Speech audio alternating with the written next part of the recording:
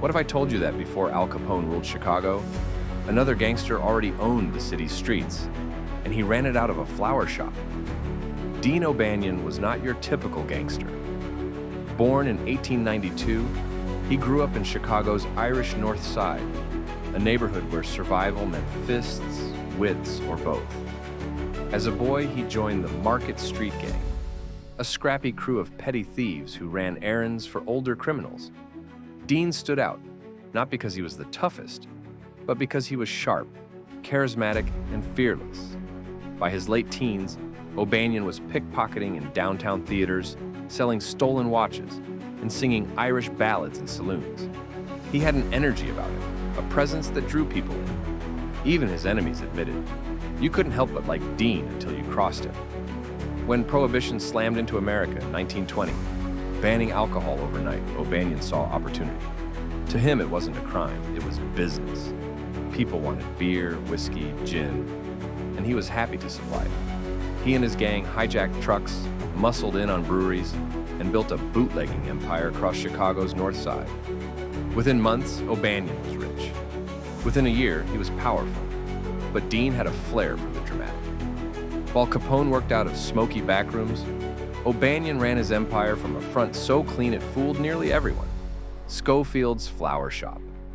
To the outside world, he was a florist. He sold roses to brides, orchids to socialites, and elaborate wreaths to Chicago's wealthy families. But behind the shop's polished glass windows, the backroom buzzed with deals, payoffs, and plans for raids. The irony? Flowers became the perfect cover for crime. Every mob boss needed wreaths for funerals, and O'Banion supplied them all. Torrio, Capone, the Jenna brothers. When their men got killed, O'Banion's shop provided the flowers. Even the cops who raided breweries came by to buy corsages for their wives. Dean O'Banion wasn't just making money, he was becoming untouchable. But how did a florist become the most feared bootlegger in Chicago? And what would make him so dangerous, even to Al Capone?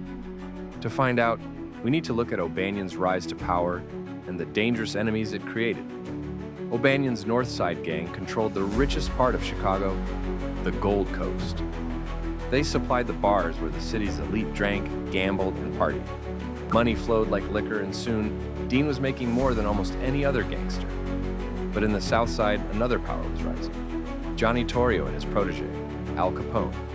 Their Chicago outfit controlled brothels, speakeasies, and breweries. For a while, things were balanced.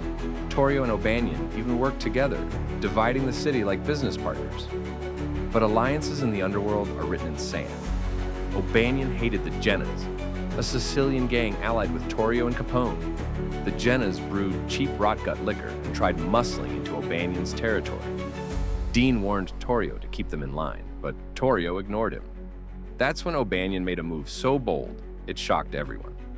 In 1924, he tricked Torrio into buying a brewery right before a police raid.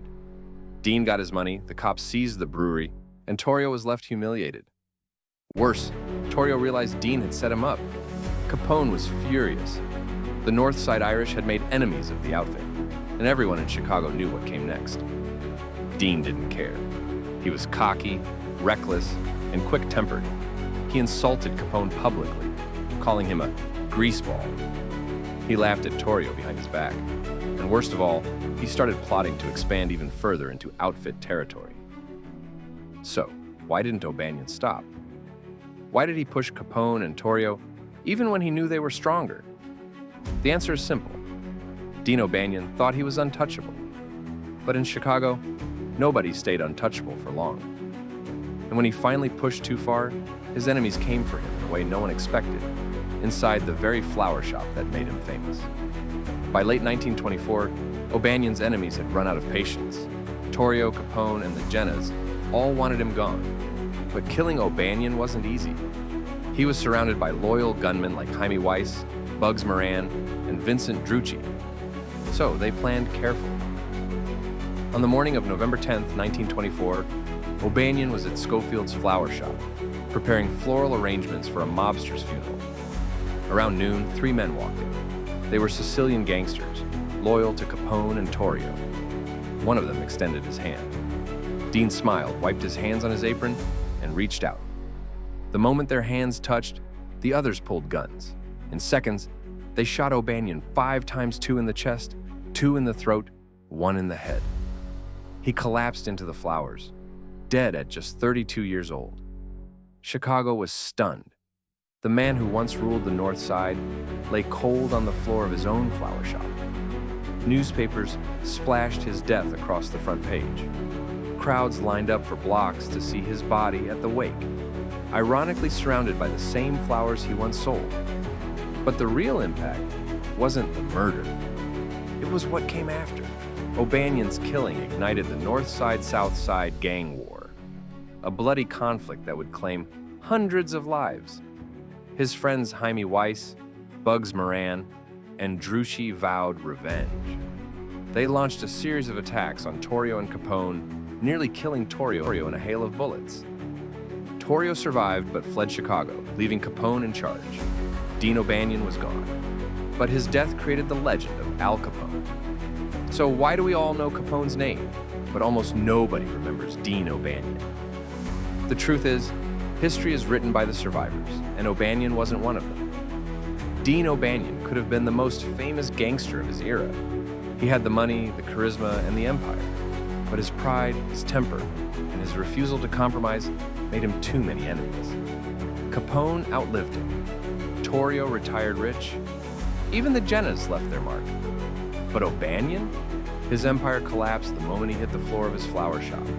Today, his story is barely remembered outside of mafia historians. He's a footnote in the saga of Capone. But make no mistake, without Dean O'Banion, there would be no Capone as we know him. His murder set off a chain of events that turned Chicago into a battlefield and cemented Capone's rise to power. So, the next time you hear about Al Capone, remember this. Before Capone, there was O'Banion, the florist who could have been king, but ended up as just another funeral arranger. If you enjoyed this story, hit that subscribe button, because there are dozens more mafia tales where history forgot the losers, and only the winners live to tell the story.